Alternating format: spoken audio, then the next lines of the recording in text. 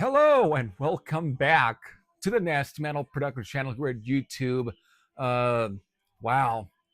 Normally, this is the time of month where I will do some special sort of videos, but obviously, if you notice, since last year, it kind of has been kind of dissipating.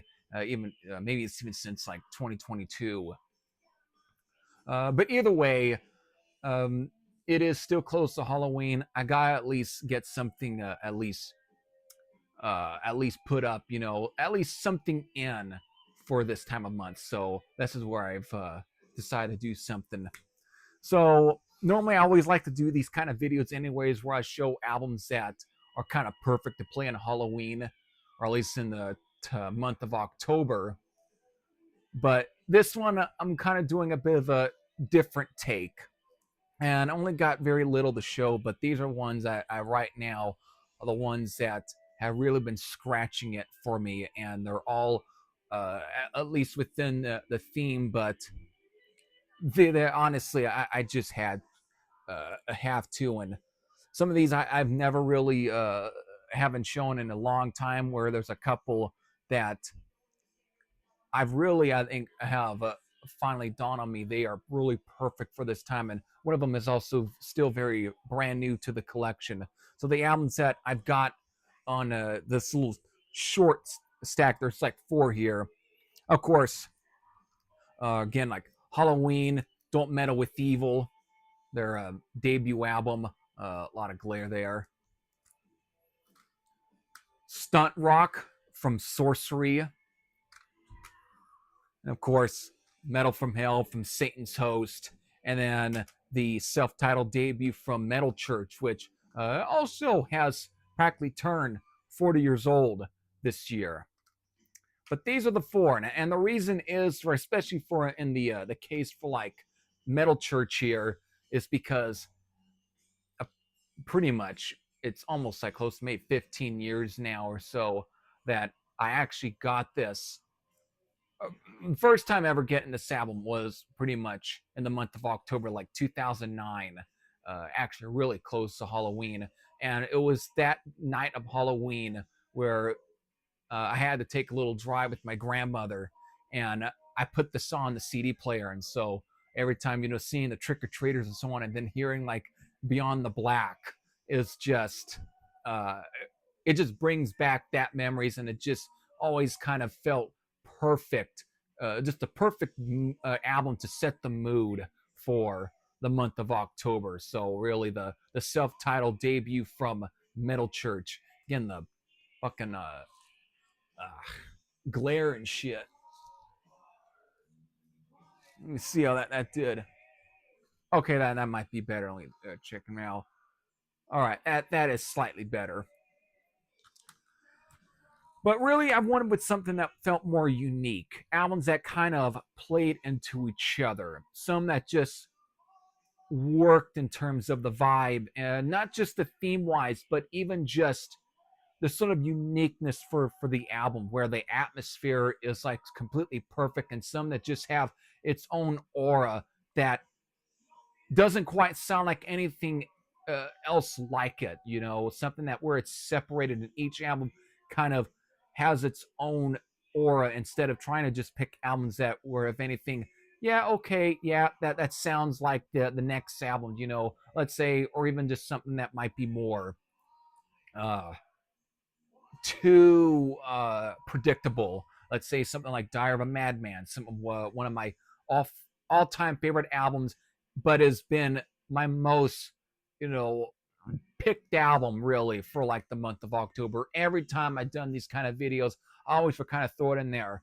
So I wanted to kind of step away, like a step back from that. I wanted to step away from it and go for something that was overall unique. And that's kind of why I ended up even picking something like a pure favorite of mine that's just brings back a lot of that nostalgic atmosphere of the month of October and Halloween. So again, like the debut Metal Church, but then we have albums that really fit into this, like Metal from Hell from Satan's Host, which I might get into more elaboration on why, and just the overall out there sort of outsider feel that the album has in general.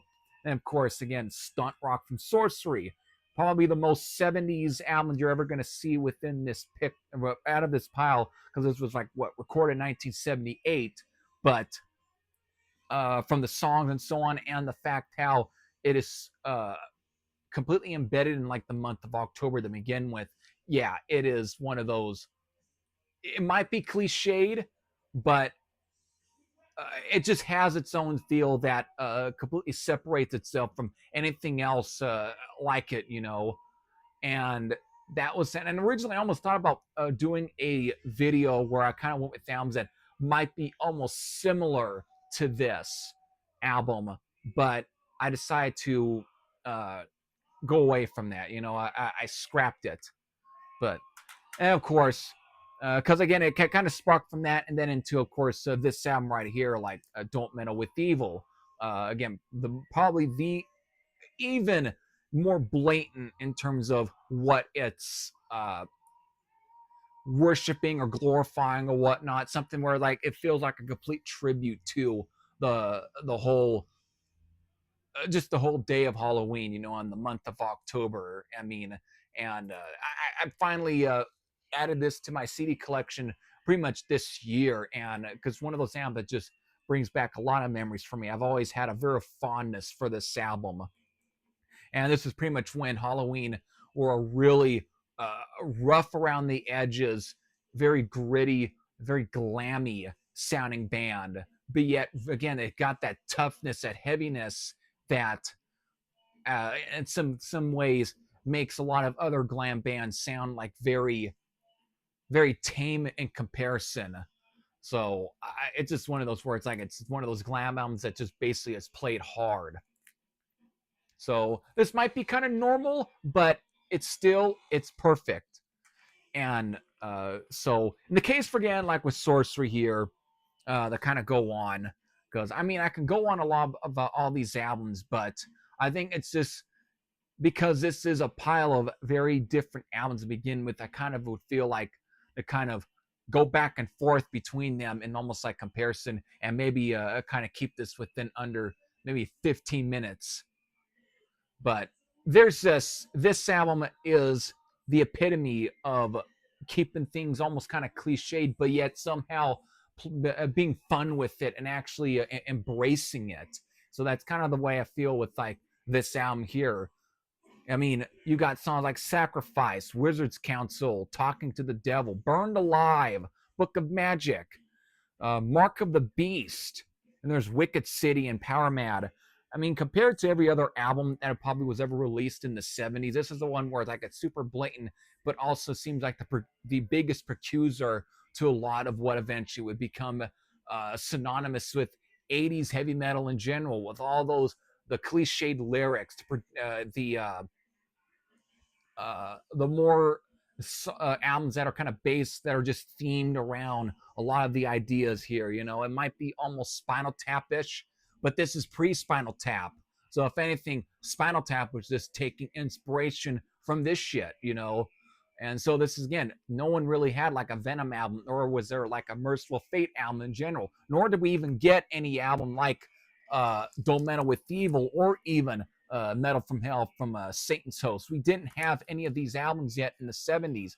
If you did, you had to really dig deep into the early 70s. Maybe like Coven, or maybe Black Widow, you know, where it was really underground sort of bands that were kind of playing with more albums that are just kind of built around a theme, where it's like it might be dark, it might be brooding, it might be kind of playing as something that is kind of look how evil we are. But it was just almost like it was like experimentation in the early 70s. But with this, it was the first time where someone took the hardness and the heaviness, but applied that sort of idea to the music and just went from there. And that's eventually we finally ended up getting, you know, Venom, Merciful Fate, and Satan's Host, you know, on Halloween. We finally were kind of getting all these kind of albums that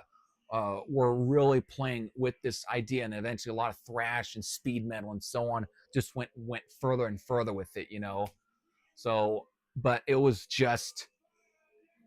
all experimentation. But this album just is just one of those early hard rock albums, proto metal albums, you can say, that is got that almost eerie darkness to it. It might be cheesy, but there's just something about the sincerity of the sound that just completely works, you know. Then of course, then however, it might be early over the top, but then you get to something like again, Don't Meddle with Evil, and now uh, it is embracing the over the topness of it. You know, this is where it's very crazy, it's very outrageous. It might be not the most original thing ever, but it just has a sincerity to it that they're just like, screw it, we're just this isn't entirely our theme. You know, this is they embrace it, and it's again, I could either go with throw in like Wasp or uh, maybe Lizzie Borden. You know, it's kind of in that same vein, but this is really over the top, and it is definitely almost amateurish. But those are kind of the things that kind of really make this really interesting to some of that, and really, even though there's definitely a lot of almost like shrapnel as shredding, not so much. What it does remind me is like this is probably the closest of anything I've ever heard a lot of 80s metal band, or at least any metal guitarist that actually kind of really recaptured some of Randy Rhoads' sort of tone, because some of them reminds me a bit more motive, like Randy Rhoads instead of like Eddie Van Halen or Yngwie Malmsteen. So that's kind of where I get with a lot of the guitar instrumentation and the color, at least of the guitar playing. It just reminds me more like Randy Rhoads, and again, like I mentioned, uh, Eddie Van Halen or Yngwie Malmsteen. But that's definitely a album where it is a following kind of the footsteps of stunt rock from Sorcery. But then eventually you get into Metal from Hell from Satan's Host, where someone just recently, actually was it I found an early comment. I think it was on Discogs, where someone had basically a very short review for the album, like a complete short summary, and he said basically uh, compared the band or something, or is it he summoned up Satan's Host as being possibly an American Merciful Fate.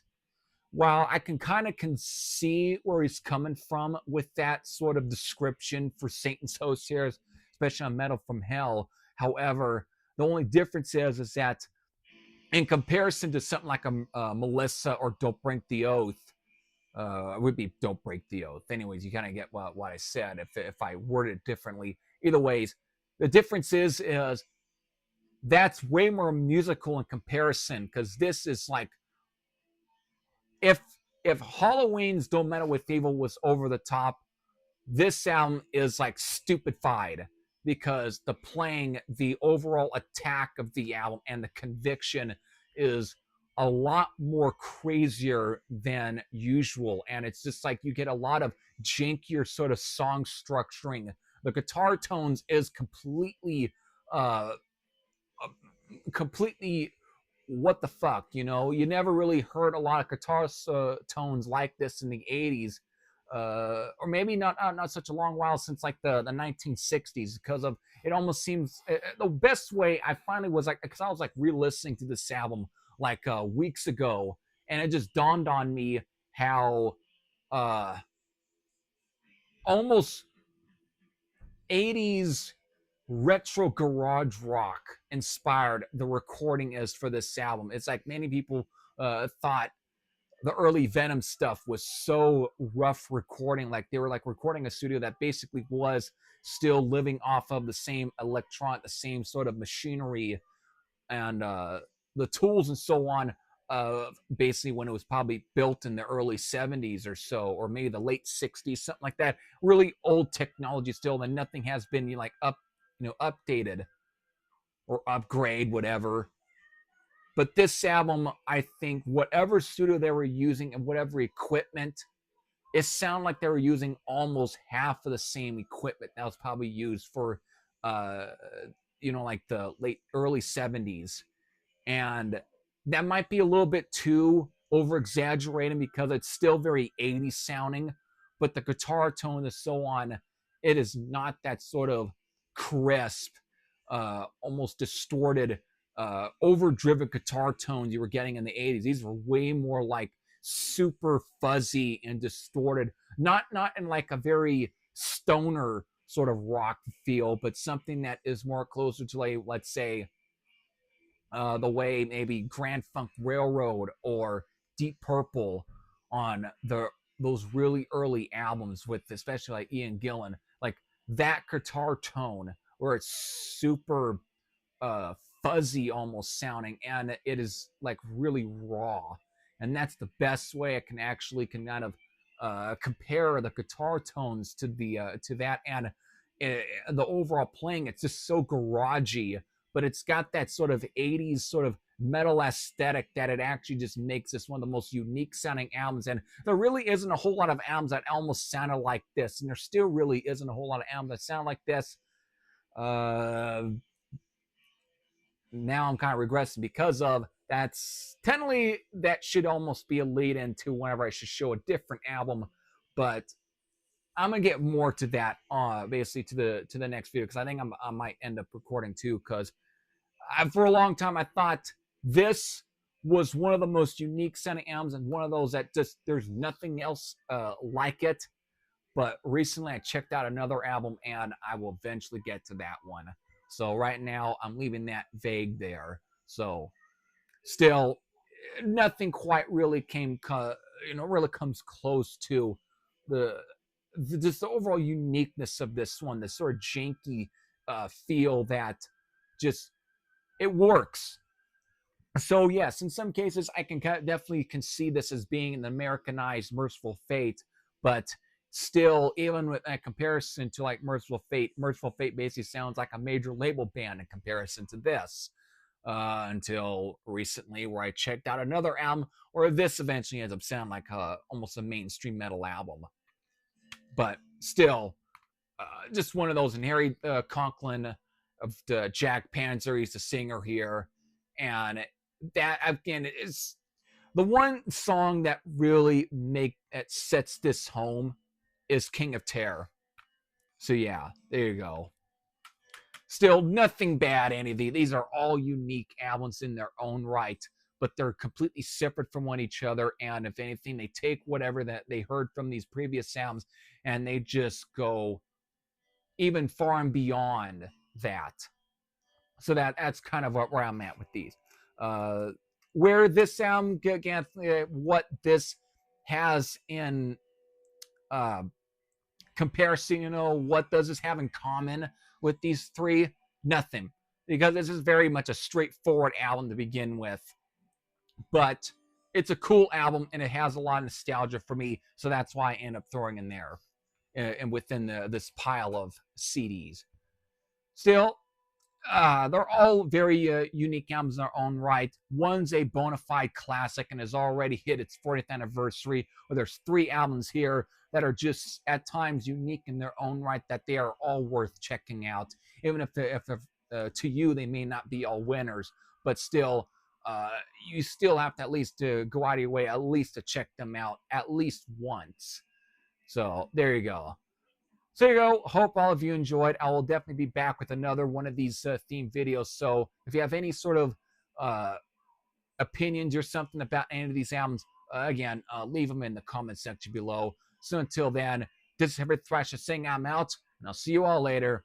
Take care, everyone. And still, I hope you are continuing blasting some great Halloween horror themed heavy metal or rock and roll or something, this month. So take care, everybody.